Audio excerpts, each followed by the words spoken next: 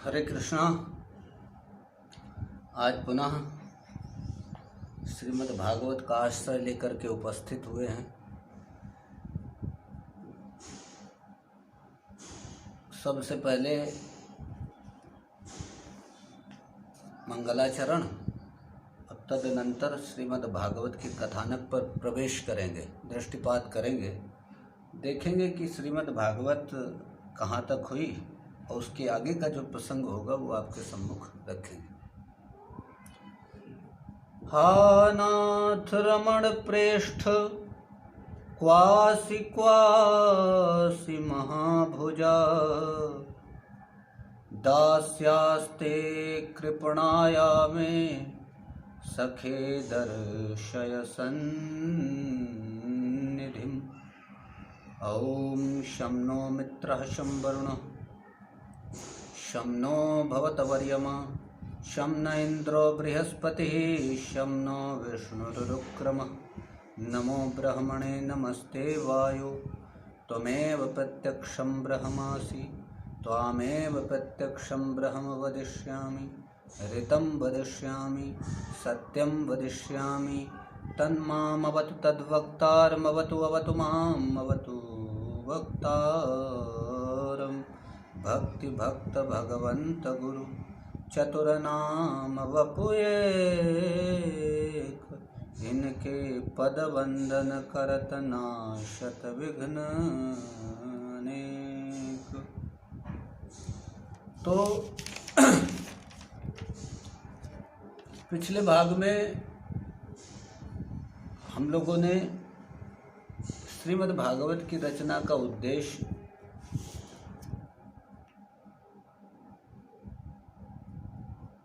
और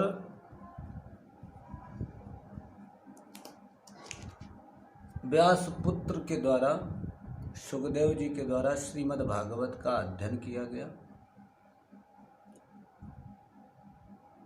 साकार और निराकार का एकत्व देखा गया। अब सूत जी श्रीमद् भागवत को गति देते हुए अब कथानक में प्रवेश करने जा रहे हैं।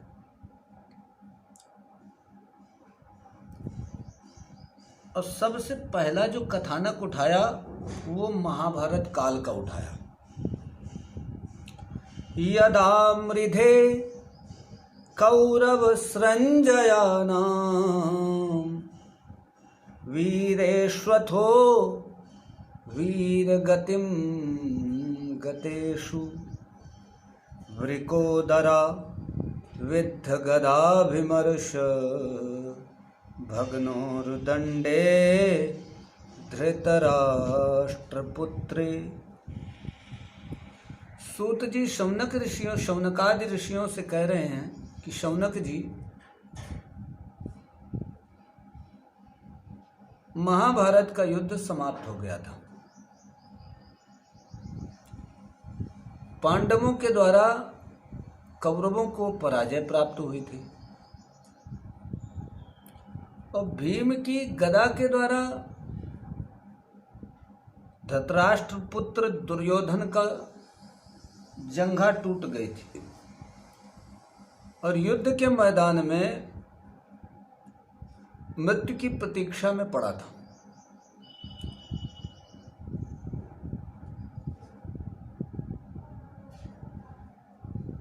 दुर्योधन का एक परम मित्र था अश्वत्थामा।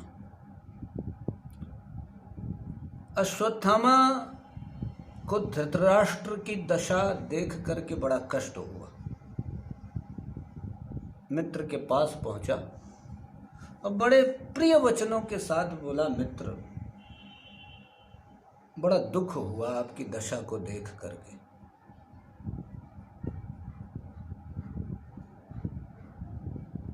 आप महाभारत का युद्ध हार गए,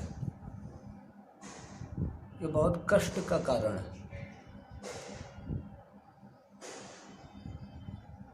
दुर्योधन ने कहा, मित्र, युद्ध की हार से हमें कष्ट नहीं है, क्योंकि जो लोग बुद्धिमान होते हैं उनको पता होता है युद्ध के पहले ही कि या तो हमें हार मिलेगी या तो जीत मिलेगी।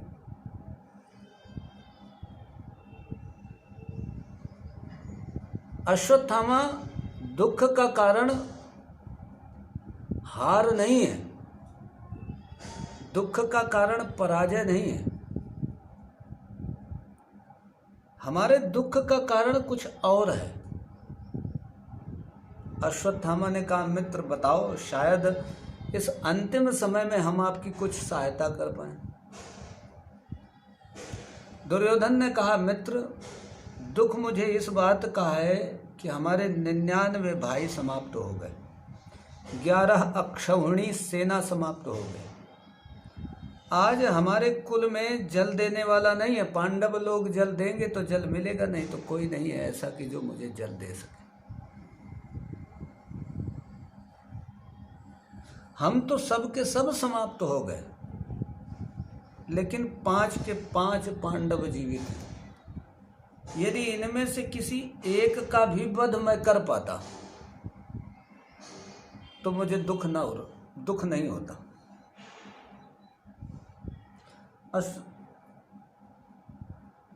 देखिए, बहुत छोटी सी बात है, इस कथानक के माध्यम से आप समझ सकते हैं। पांडवों में और कौरवों में कोई अंतर नहीं है, दोनों एक ही परिवार के सदस्य हैं। धृतराष्ट्र और पांडु सगे भाई हैं।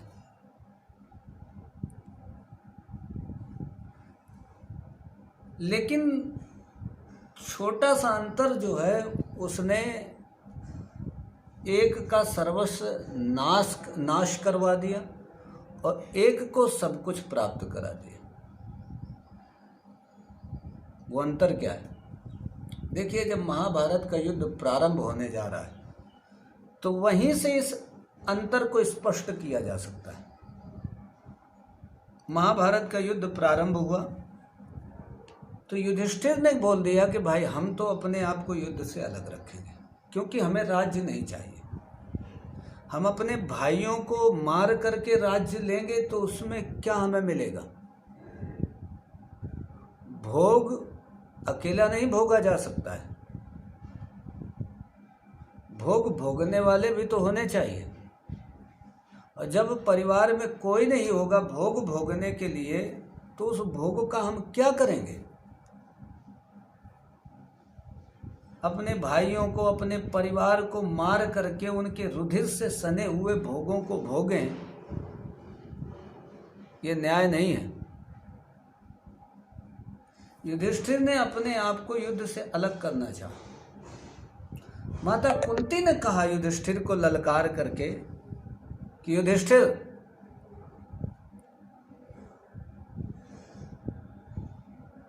हम कौरवों के सारे अन्याय को भूल सकते हैं। लाक्षागृह में मारने का प्रयास किया, वो भूला जा सकता है। भीम को जहर दिया, वो भी भूला जा सकता है।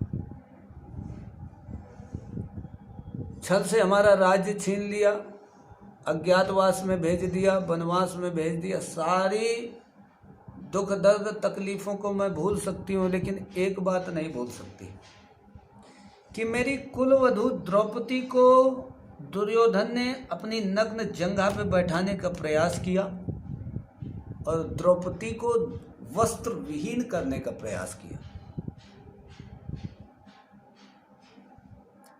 कुंती ने कहा युधिष्ठिर, यदि तुम युद्ध नहीं करोगे तो मेरे भाई युद्ध करेंगे, लेकिन युद्ध निश्चित है। तो पांडव पक्ष में युधिष्ठिर युद्ध के लिए इसलिए तैयार हुए क्योंकि मात्र आज्ञा गरीयसी, मात्र देवो भव, माता की आज्ञा प्रधान है। इसलिए युधिष्ठिर के पक्ष में धर्म है और कौरवों के पक्ष में धर्म नहीं है। कौरवों के पक्ष में इच्छा है, कामना है।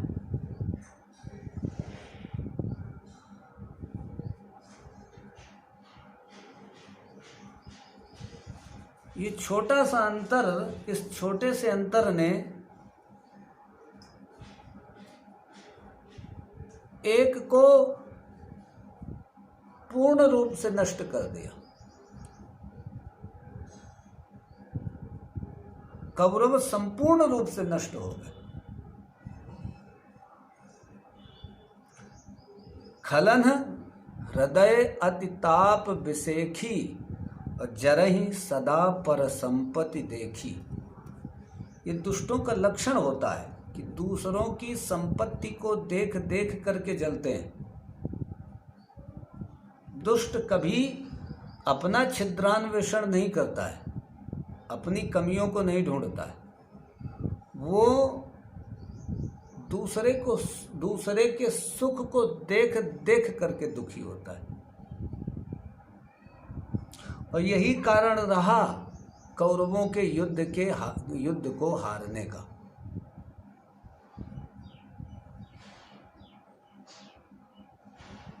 हमारे शरीर में भी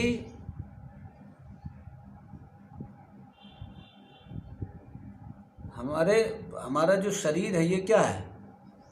युद्ध का मैदान, कुरुक्षेत्र है। और हमारे पास दो प्रकार के विचार हर समय रहते हैं, एक अच्छे विचार, एक बुरे विचार। यदि हम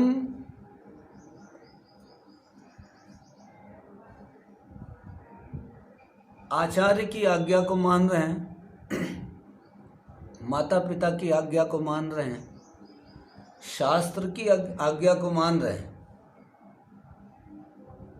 तो ये निश्चित है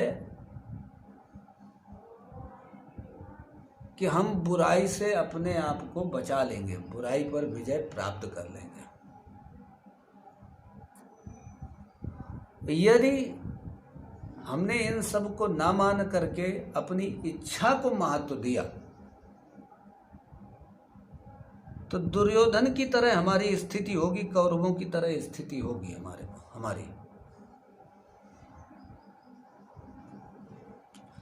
आज दुर्योधन क्यों इस स्थिति में पहुंच गया? क्योंकि उसने किसी की नहीं मानी, अपनी इच्छा को मुख्य माना।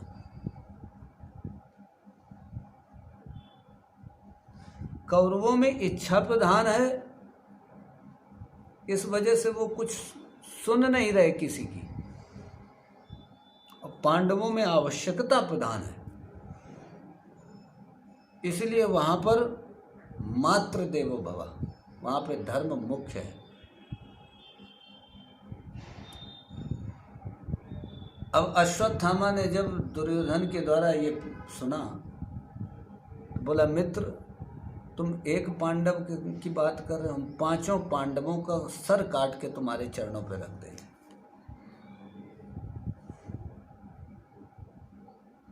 अश्वत्थामा पहुंचा जहां पर पांडव रुके हुए थे शिविर में। अब भगवान को पता चल गया, क्योंकि पांडवों की रक्षा में कौन है? अव्यक्त है, अदृष्ट है। और अदृष्ट जिसकी रक्षा करता है, परमात्मा जिसकी रक्षा करता है, अव्यक्त जिसकी रक्षा करता है, उसका कोई अहित कर नहीं सकता है। अश्वत्थामा पहुंचा, भगवान को पता चला, तो भगवान ने क्या किया कि पांडवों को कहीं अन्यत्र लेकर के चले गए और जिस शैया पे पांडव लोग सोते थे, उसी शैया पर पांडव पुत्रों को लिटा दिया। अब अश्वत्थामा पहुंचा और पांडव पुत्र थे, वो पांडवों की तरह दिखते थे हूबहू। अश्वत्थामा पहुंचा और जाकर के पांचों पांडु पुत्रों का सर काट करके दुर्योधन के पास लेकर के पहुंचा, उपस्थित हुआ। अब दुर्योधन ने देखा, बड़ा प्रसन्न हुआ, लेकिन जैसे ही उसने गौर से देखा, उसने कहा, अरे दुष्ट, ये तूने क्या किया?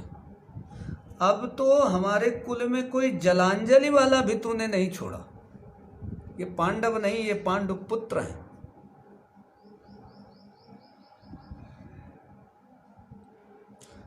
दुर्योधन तड़प तड़प करके समाप्त हो गया। अब माता द्रौपदी जब शिविर में आई, अपने पुत्रों को मृत अवस्था में देखा तो बहुत कष्ट हुआ, विलाप करने लगी। माता शिशूनां निधनं सुतानां निशम्य घोरं परितप्यमाना तदा रुदद्बाष्पकलाकुलाक्षी तां सान्त्वयन्नाह किरीटमाली।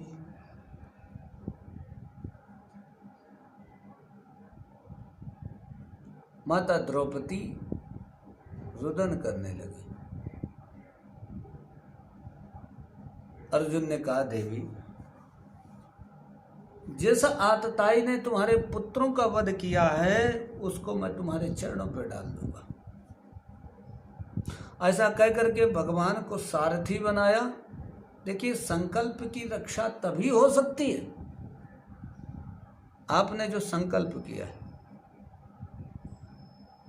जब परमात्मा मूल में हो, आपके जीवन की बागडोर परमात्मा के हाथ में हो, तो जो भी संकल्प लोगे वो पूर्ण होगा।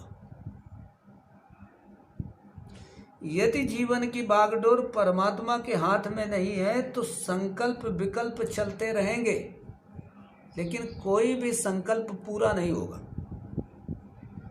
संदेह की स्थिति बनी रहेगी, झूले की तरह झूलते रहोगे। यदि संकल्प को चाहते हो कि पूरा हो जाए, दृढ़ता चाहते हो, तो स्मरण रहना चाहिए, जीवन की बागडोर परमात्मा के हाथ में होनी चाहिए।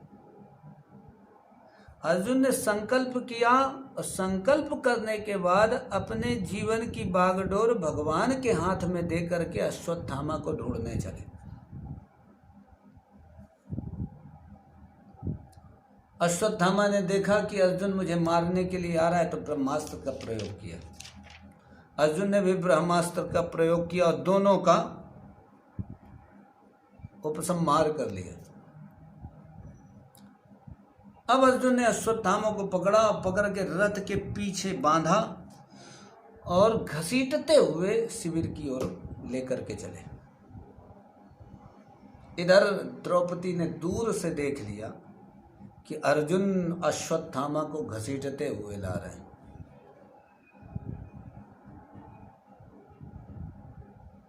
द्रौपदी ने जब गुरुपुत्र का इतना बड़ा अपमान देखा तो उसको बड़ा कष्ट हुआ, चीत्कार कर उठी। ये जो प्रसंग आपको बताए जा रहे हैं श्रीमद् भागवत के माध्यम से, ये सनातन धर्म के अलावा और आपको कहीं नहीं मिलेंगे ऐसे विलक्षण प्रसंग। इतनी सामर्थ्य, इतनी क्षमता भारतीय नारी में ही हो सकती है। अब वो भी जो सनातन धर्म के प्रश्रय में जिसने अपना जीवन बिताया हो, जिसका पालन पोषण सनातन वृक्ष की, बट वृक्ष की छाया में हुआ हो, उसी के अंदर इतनी क्षमा हो सकती है। द्रौपदी ने कहा, मुच्यताम मुच्यतामेष ब्राह्मणो नितराम गुरु। बोली अर्जुन, मुच्यताम मुच्यताम एक बार नहीं बोला, बोली छोड़ दो छोड़ दो, दो बार बोला। क्यों छोड़ने? बोले ब्राह्मणः नितराम गुरु, ब्राह्मण हमारा नित्य गुरु है। देखो, कुछ गुरु तो बनाए जाते हैं और हमारे सनातन धर्म में कुछ गुरु अपने आप बन जाते हैं। जिसके पास ज्ञान है, जो मुक्त है, जो परमात्मा को जान रहा है, ऐसा व्यक्ति पूरी मानव जाति का गुरु है। जो स्वार्थ से परे हो चुका है, जो इच्छा से परे हो चुका है, जो कामना से परे हो चुका है, जो जितेंद्रिय है, जो इंद्रियातीत है, उसको जान चुका है, वह व्यक्ति नित्य गुरु है और उसी को ब्राह्मण बोलते हैं।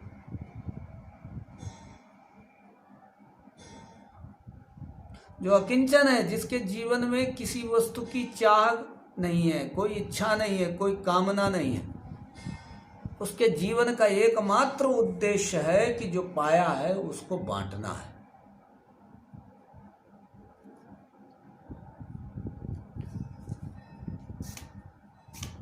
सरहस्यो धनुर्वेदः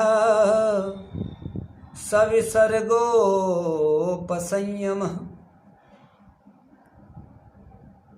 द्रौपदी ने कहा, अर्जुन, अरे जिनसे तुमने धनुर्वेद सीखा, जिनसे तुमने अस्त्र और शस्त्र की शिक्षा प्राप्त की, आज तुम उन्हीं के वंश को खत्म करने जा रहे हो, समाप्त करने जा रहे हो। स एष भगवान द्रोणः प्रजा रूपेण वर्तते।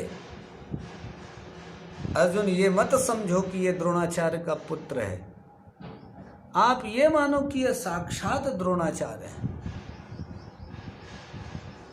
क्योंकि आत्मा वही जायते पुत्रः, पिता की आत्मा ही पुत्र रूप में प्रकट होती है, उत्पन्न होती है। तो ये तो साक्षात द्रोणाचार्य हैं।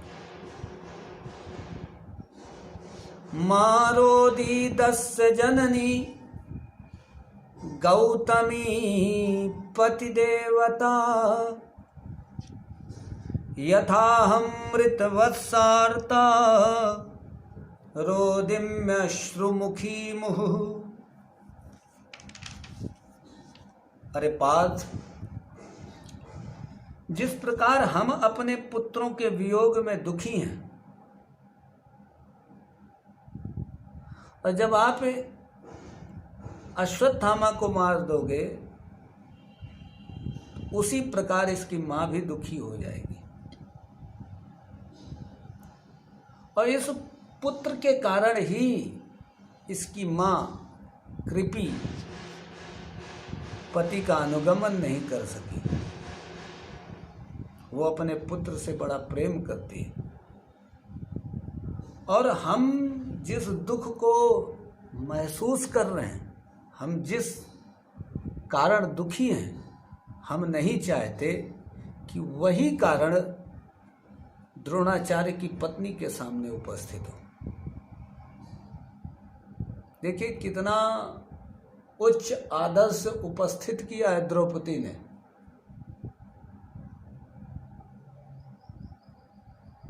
ये साधारण व्यक्ति के बस का काम नहीं है, ये तो कोई विभूति ही होगी। और आदर्श सनातन धर्म के प्रश्रय में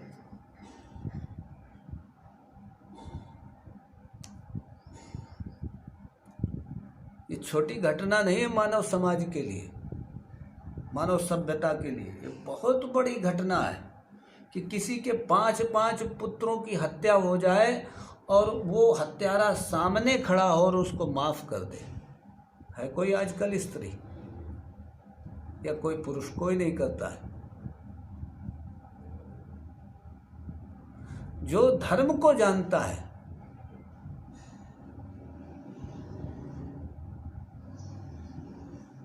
वही क्षमा कर सकता है। द्रौपदी ने कहा, अर्जुन, जिस ब्राह्मण वंश की रक्षा का हमारे ऊपर भार है, आज हम उसी ब्राह्मण वंश की हत्या करने पे तुले हैं। युधिष्ठिर बड़े प्रसन्न हुए द्रौपदी की बात सुन करके। युधिष्ठिर ने कहा, द्रौपदी तुम ठीक कह रही हो। सबने अनुमोदन किया द्रौपदी की बात का, लेकिन भीम अड़ गए। भीम ने कहा कि देखो आप लोग कुछ भी कहो, मैं इसे जिंदा नहीं छोड़ सकता। अब अर्जुन ने भगवान की शरण ली तो भगवान ने एक व्यवस्था बनाई। उन्होंने कहा, अर्जुन ब्रह्म बंधुर्न हंतव्य आतताई बधारणा। नीच से नीच भी कोई यदि ब्राह्मण है तो उसकी हत्या नहीं करनी चाहिए, और आतताई कोई भी हो उसको छोड़ना नहीं चाहिए। बोले मयैव उभयम आमनातम। ये दोनों बातें मेरे द्वारा कही गई और इन दोनों बातों का पालन होना चाहिए।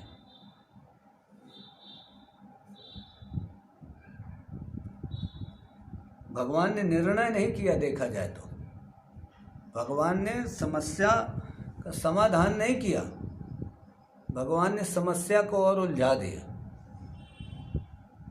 और अर्जुन इतने बुद्धिमान कि परमात्मा के इशारे को समझ गए कि परमात्मा कहना क्या चाहते हैं।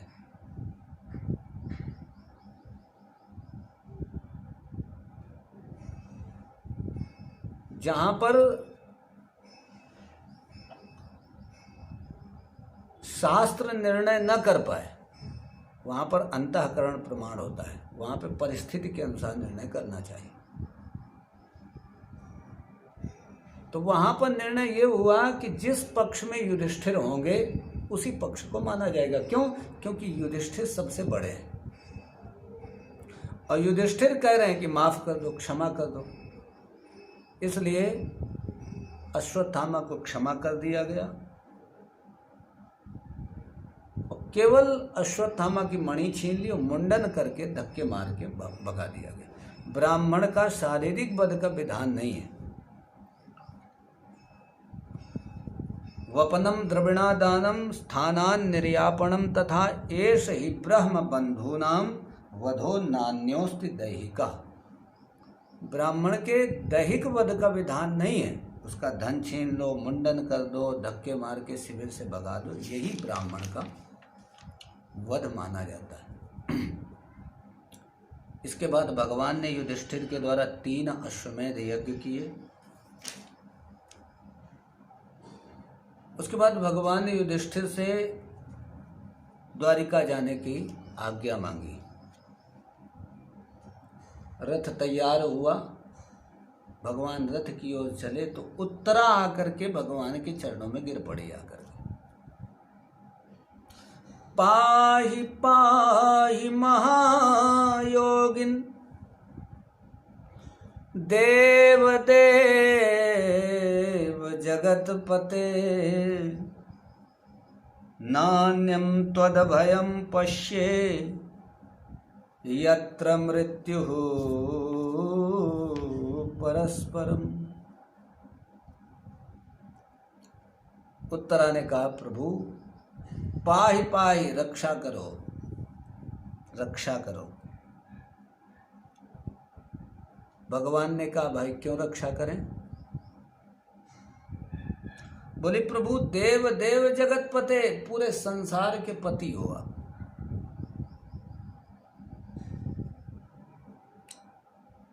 भगवान ने कहा, ये तुम्हारे 5 पति खड़े हैं, 5 तुम्हारे ये पूर्वज खड़े हैं, 5 पति नहीं, ये तुम्हारे परिवार के 5 पांडव खड़े हुए हैं और ये एक से एक बलशाली हैं, ये पूरे विश्व को जीत ले ऐसे हैं, और तुम हमसे रक्षा के लिए कह रही हो, इनसे नहीं कह रही हो। उत्तरा हाथ जोड़ करके बोली, प्रभु यत्र मृत्यु परस्परम, ये तो एक दूसरे की मृत्यु के कारण है, इनका शरीर पंचभूत का है, अब पंचभूत तो आपस में टकराते रहते हैं।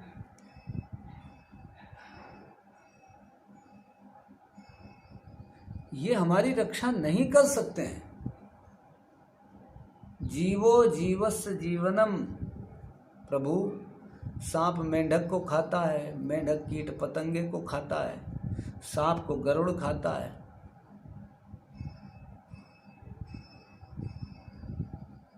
तो ये तो खुद एक दूसरे के दुश्मन हैं। ये हमारी क्या रक्षा करेंगे? देखिए, भागवत ने इस प्रसंग के माध्यम से इकोसिस्टम का बहुत विलक्षण वर्णन किया है। इकोसिस्टम क्या है आप समझ लो, इसमें बहुत सूक्ष्म रूप से दिया गया है, लेकिन उसको हम जरा विस्तृत करते हैं। प्रकृति में एक ऐसी व्यवस्था है कि यदि कोई पदार्थ या वस्तु या जीव की प्रकृति में आकस्मिक वृद्धि होने लगे, तो प्रकृति ने ऐसी व्यवस्था कर रखी है कि उसको समाप्त करने के लिए कोई न कोई खड़ा हो जाता है, कोई न कोई वस्तु खड़ी हो जाती है। इसको ये जो प्रक्रिया है ये अपने आप होती है स्वतः। इसको इकोसिस्टम बोलते हैं। जैसे खेती किसानी होती है, तो आजकल हम लोग क्या करते हैं कि पेस्टिसाइड का बहुत ज़्यादा प्रयोग करते हैं, कीटनाशक का। लेकिन आज से 50 वर्ष पहले या 100 वर्ष पहले हम पेस्टिसाइड को नहीं जानते थे। और पेस्टिसाइड का प्रयोग करने से हुआ क्या कि उसका दुरुपयोग भी हो रहा है, दुरुपयोग दिखाई दे रहा है। शारीरिक बीमारियां, कैंसर आदि असाध्य रोगों का वो कारण बन रहे हैं पेस्टिसाइड। अब हमें पेस्टिसाइड का उपयोग करना क्यों पड़ रहा है, ये समझिए। हुआ क्या कि जो फसलों में बुरे कीड़े होते हैं, जो फसलों को खाते हैं, उनको मारने के लिए हमारे पास कुछ कीड़े थे। वो क्या करते थे, बुरे कीड़ों को, जो फसलों को नुकसान पहुंचाते थे, उन कीड़ों को वो खा जाते थे। हुआ क्या कि हमने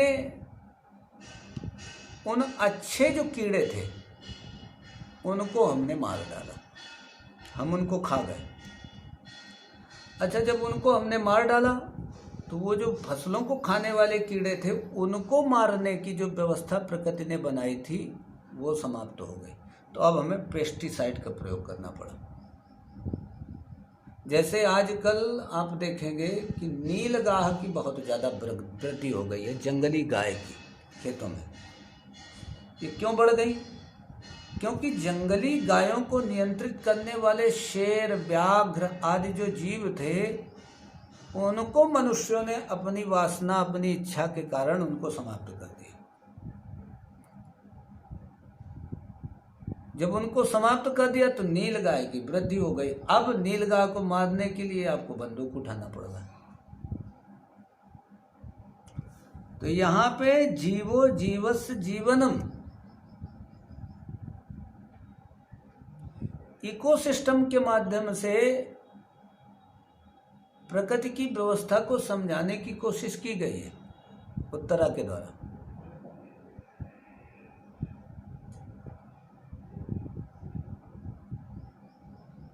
उत्तरा ने कहा, प्रभु एक जीव दूसरे जीव का भोजन है, ऐसी परिस्थिति में हम इनसे कैसे कहें?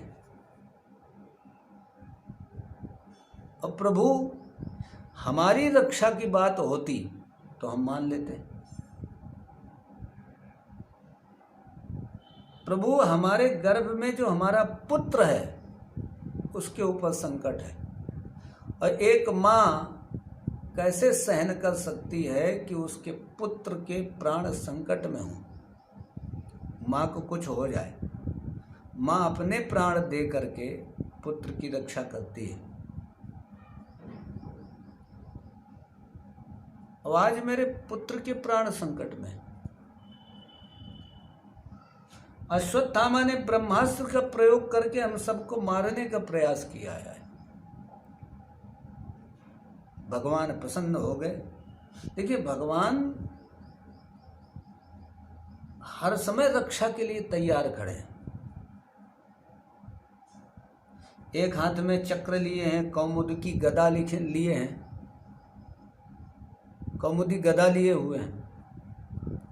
ये सब आयुध क्यों धारण किए? इसलिए कि कोई यदि रक्षा के लिए पुकारे तो हम चले जाएं। लेकिन रक्षा करते कब है?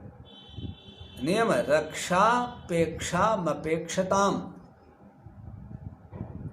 परमात्मा ये अपेक्षा करता है कि कोई रक्षा के लिए पुकारे।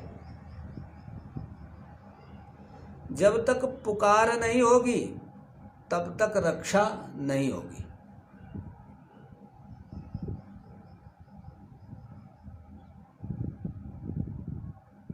उत्तरा ने पुकारा, भगवान उत्तरा के गर्भ में प्रविष्ट हो गए और परीक्षित की रक्षा की।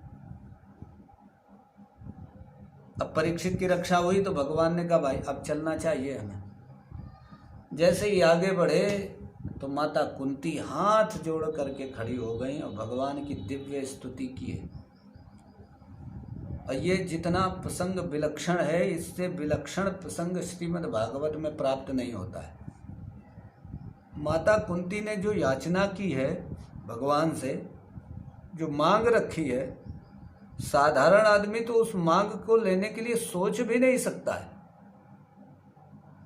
हम भगवान के मंदिर में जाते हैं तो हम अपने कष्टों को दूर करने के लिए जाते हैं। आदि व्याधि मानसिक जितने भी कष्ट हैं, शारीरिक मानसिक कष्ट जो हैं, उनकी समाप्ति के लिए हम परमात्मा के मंदिर में जाते हैं और उनसे प्रार्थना करते हैं, उनका स्मरण करते हैं, उनका अनुनय विनय करते हैं कि हम इन कष्टों से छूट जाएं। लेकिन माता कुंती ने बड़ी विलक्षण मांग रखी है। माता कुंती हाथ जोड़ करके भगवान के सामने खड़ी हो गई। भगवान से बोली, प्रभु हम आपको नमस्कार करते हैं। भगवान ने कहा, बुआ मैं तो आपका भतीजा हूं, आपने आज मुझ में भगवान कहां से देख लिया? माता कुंती ने कहा, प्रभु आज पहचान गए हम आपको। अलक्ष्यम सर्वभूतानां मंतर बहिरवस्थितम्। प्रभु अलक्ष्यम सर्वभूतानां, सभी भूतों सभी प्राणियों की हृदय गुहा में बैठे हुए आप परमात्मा हैं। लेकिन आपको लक्ष्य नहीं बनाया जा सकता है,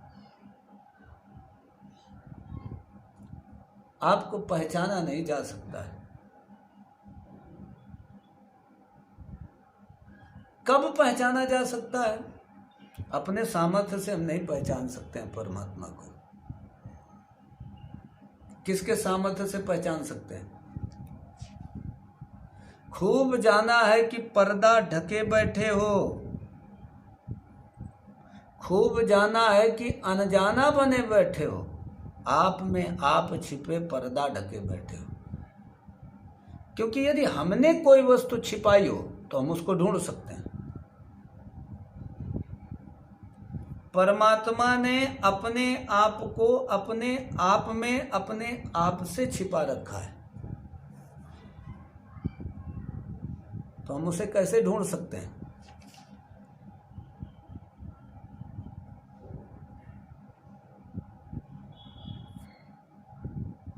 उपनिषद कहता है, बहुत विलक्षण बात उपनिषद कहता है, उसको यहाँ पे हम एक बार स्पष्ट करना चाहेंगे। उपनिषद कहता है कि आप कितनी भी बार प्रवचन सुन लो, पर यह निश्चित नहीं है कि परमात्मा मिलेगा ही। आपकी बुद्धि कितनी भी तीव्र हो, इससे भी यह निश्चित नहीं होता कि परमात्मा मिलेगा। परमात्मा कब मिलेगा? बोले जब परमात्मा जिसका वर्ण कर ले उसी को मिल जाएगा। हम परमात्मा के मार्ग में चल तो सकते हैं, लेकिन ये निश्चित नहीं कर सकते हैं कि परमात्मा हमें मिलेगा। हमारे अंदर जितनी दृढ़ता होगी, जितनी तन्मयता होगी, जितनी परिपक्वता होगी, जितना प्रेम होगा, उतना अधिक परमात्मा के प्राप्ति की संभावना बढ़ जाती है।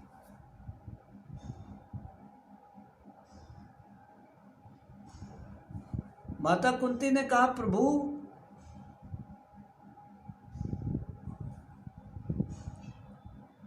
अभी तक हम आपको पहचान नहीं पाए, उसमें आपकी इच्छा थी।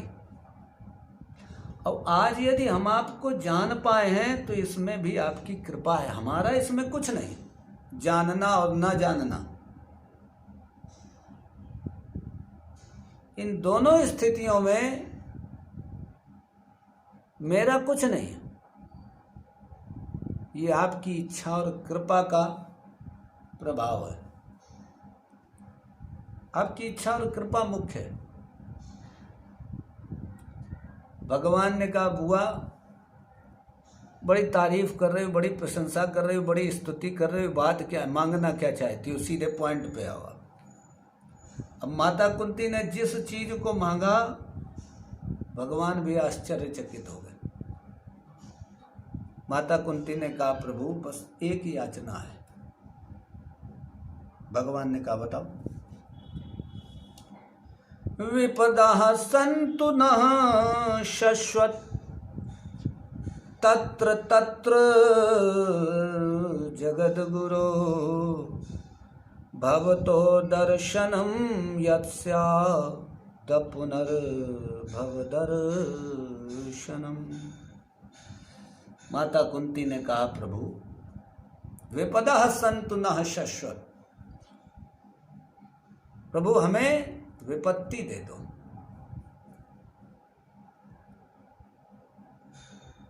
देखिए कितनी विलक्षण बात है कि माता कुंती विपत्ति मांग रही हैं, हम विपत्ति से छूटने की कोशिश कर रहे हैं।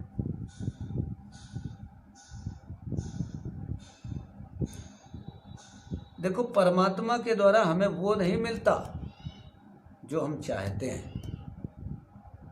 परमात्मा हमें वो देता है जिसकी हमें आवश्यकता है, जो हमारे लिए ज़रूरी है। हम चाहते बहुत कुछ हैं, हर आदमी विपत्ति से छूटना चाहता है, दुख से छूटना चाहता है, लेकिन कोई छूट नहीं पाता है।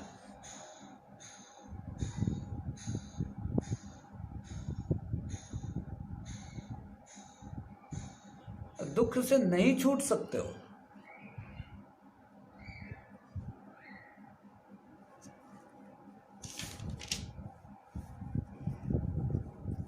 आपको जीवन का गणित, जीवन की फिलॉसफी समझनी पड़ेगी। जीवन की फिलॉसफी यदि समझ जाओगे तो दुख से अपने आप छूट जाओगे।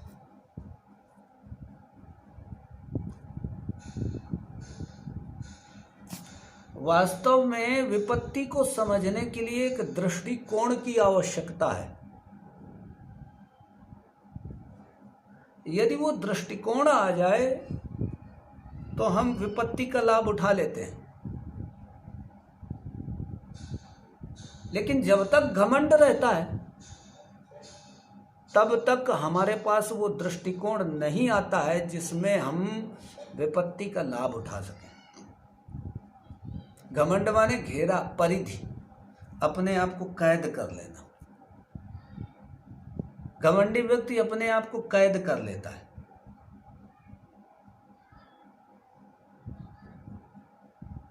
जन्मैश्वर्य श्रुतश्रीभि रेधमान मदः पुमान। जन्म, ऐश्वर्य, धन, विद्या, इन चीजों का मनुष्य को घमंड होता है।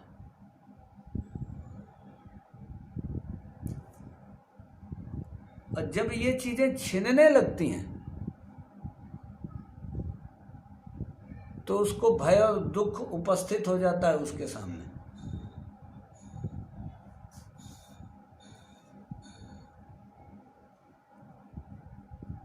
आप समझिए जरा, एक मूर्ति है, मूर्ति बनती किससे? पत्थर से।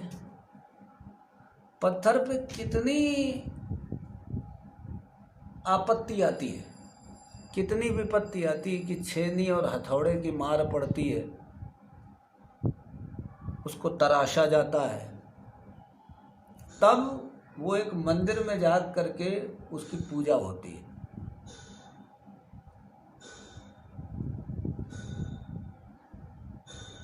कोई मंदिर की मूर्ति को देख करके बोले कि यार बताओ, ये भी एक पत्थर है कि जिसकी पूजा हो रही है, वो भी पत्थर है जो चरणों के नीचे आ रहा है। उसका कारण ये है, पूजा आज इसलिए हो रही कि उसने विपत्ति को सहा है, विपत्ति में अपने धैर्य को नहीं छोड़ा है। और जिसने विपत्ति में धैर्य नहीं छोड़ा, उसने विपत्ति का सदुपयोग किया।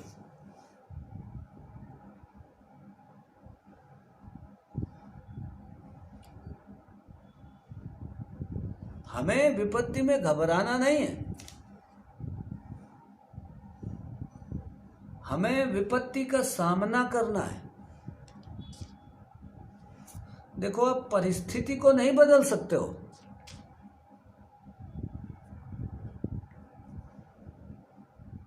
लेकिन विपत्ति में धैर्य जरूर धारण कर सकते हो, विपत्ति का सामना जरूर कर सकते हो। दुख में मत घबराना पंछी, ये जग दुख का मेला है। दुख में मत घबराना पंछी, ये जग दुख का मेला है। चाहे भीड़ बहुत अंबर पर, उड़ना तुझे अकेला है। चाहे भीड़ बहुत अंबर पर, उड़ना तुझे अकेला है। नन्हे कोमल पंख ये तेरे, और गगन की ये दूरी। बैठ गया तो कैसे होगी मन की अभिलाषा पूरी। नन्हे कोमल पंख ये तेरे, और गगन की ये दूरी। बैठ गया तो कैसे होगी मन की अभिलाषा पूरी। उसका नाम अमर है जग में, जिसने संकट झेला है। उसका नाम अमर है जग में, जिसने संकट झेला है। चाहे भीड़ बहुत अंबर पर, उड़ना तुझे अकेला है। दुख में मत घबराना पंछी, ये जग दुख का मेला है। चाहे भीड़ बहुत अंबर पर, उड़ना तुझे अकेला है। चतुर शिकारी ने रखा है जाल बिछा कर पग पग पर। चतुर शिकारी ने रखा है जाल बिछा कर पग पग पर। फंस मत जाना भूल से पगले, पछताएगा जीवन भर। फंस मत जाना भूल से पगले, पछताएगा जीवन भर। लोभ में दाने के मत पड़ना, लोभ में दाने के मत पड़ना, बड़े समझ का खेला है।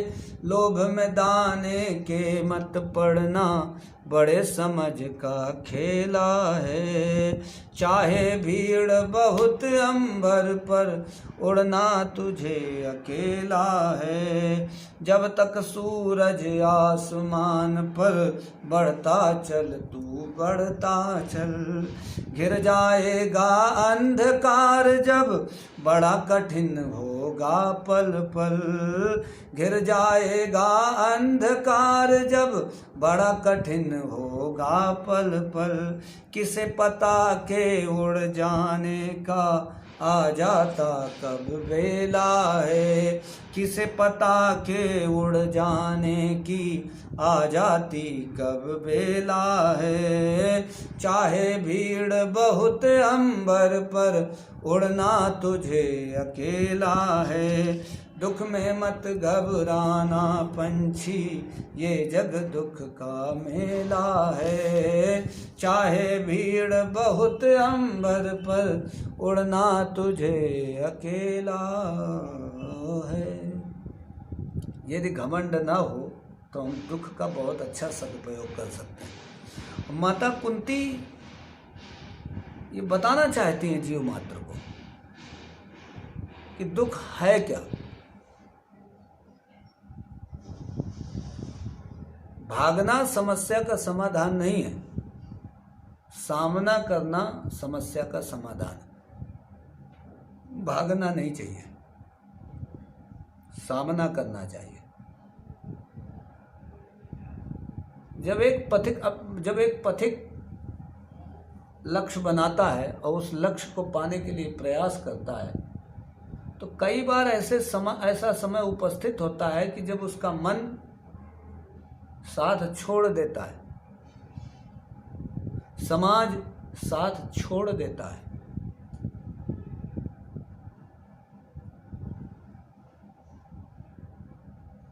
लेकिन फिर भी उसकी जो दृढ़ इच्छा शक्ति है वो कहती है नहीं, हम थक नहीं सकते हैं। हम कायरता को स्वीकार नहीं कर सकते हैं। क्यों? क्योंकि हम मानव हैं। मानव का परम कर्तव्य है कि विपरीत परिस्थितियों में भी खड़ा रहे, चलता रहे। इस संसार में दुख ही दुख है, विपत्ति ही विपत्ति है। इस विपत्ति में ही हमें परमात्मा को याद करना है। भगवान ने कहा, बुआ आज विपत्ति क्यों मांग रही हो? माता कुंती ने कहा, प्रभु विपत्ति का गणित समझ में आ गया है, मैथमेटिक्स समझ में आ गया है। जब जब विपत्ति रही तब तब आप रहे। लाक्षागृह में मारने का प्रयास किया गया, प्रभु आप थे। द्रौपदी को नग्न करने का प्रयास किया गया, आपने रक्षा की। महाभारत के युद्ध में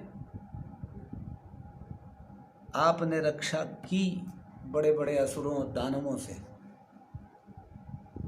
तो प्रभु हमें तो ऐसा लगता है कि आप विपत्ति में ही रहते हैं।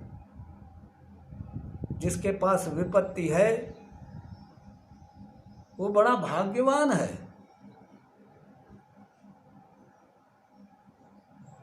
कम से कम उसको आपका स्मरण तो रहता है।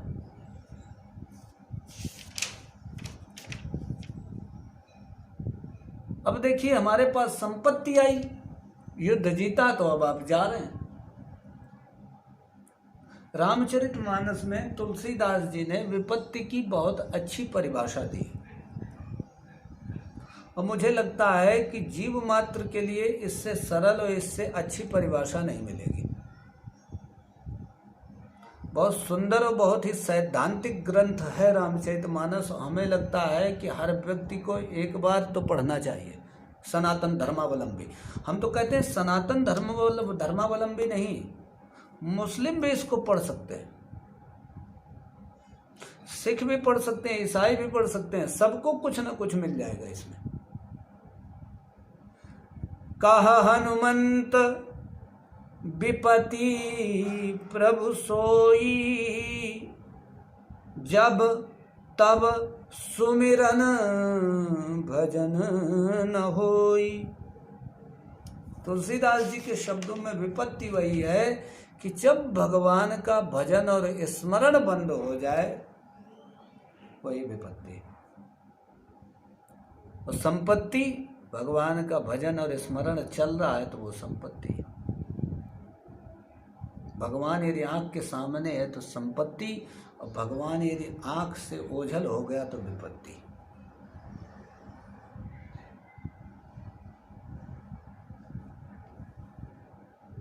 माता कुंती ने फिर भगवान को बचपन की याद दिलाई कि भगवान आपने बचपन में माँ यशोदा को आपने खिजा दिया था, मैया यशोदा ने दंडित करने के लिए आपको छड़ी उठा ली। भगवान आप पूरी सृष्टि के नियामक हैं, सबके शासक हैं, और उस समय आपने जब छड़ी को देखा तो आपका मुख कमल लटक गया, अश्रु बहने लगे, कपोल तक आने लगे। भगवान वो जब दृश्य मेरी स्मृति पटल के सामने आता है तो अनुभव होता है कि भक्त के सामने भगवान कितना कातर है। प्रभु एक कृपा और करो कि स्नेह पाश मिमम छिंदी दृढ़म पांडुषु वृष्णिषु, ये पांडु वंशों में और वृष्णि वंशियों में जो स्नेह का पाश है इसको आप तोड़ दो, काट दो। भगवान ने माता कुंती की प्रार्थना स्वीकार कर ली और फिर भगवान वहीं पर रुक गए और माता कुंती ने भगवान के चरणों में अपने चित्त को लगा दिया। आज यहीं पर विश्राम करेंगे और फिर यदि समय मिला तो कोशिश करेंगे कि फिर से मिलें और ये भागवत पूरी करेंगे, क्योंकि अभी भी लॉकडाउन चल रहा है तो हो सकता है इसमें 1-1.5 महीने का समय लग जाए, लेकिन ये निश्चित है कि आपको एक एक करके 1-1 घंटे के 50-50 मिनट के भाग YouTube में हम अपलोड करेंगे और पूरी भागवत यथार्थ भागवत आपको श्रवण कराएंगे। बोलिए जय जय श्री राधेश्याम।